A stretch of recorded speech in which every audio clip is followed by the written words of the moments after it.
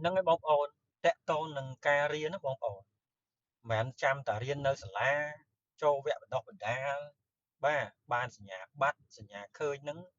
Bàn dương chia mà nút đã miết chùm nét đăng. Kê mẹn mơ mà nút miết chùm nét đăng. Mà nút đai bạc cai ta lơ sả nhà khơi nâng tê. Nè,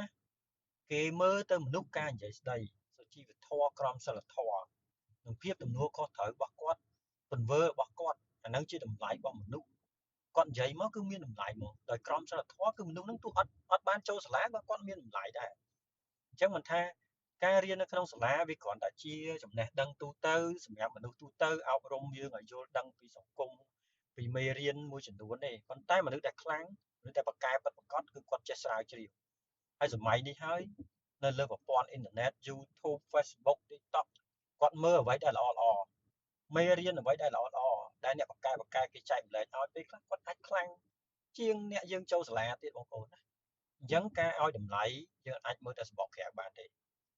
มันអាចមើលតែសញ្ញាបត្រនឹងបានតាមបកកែទេ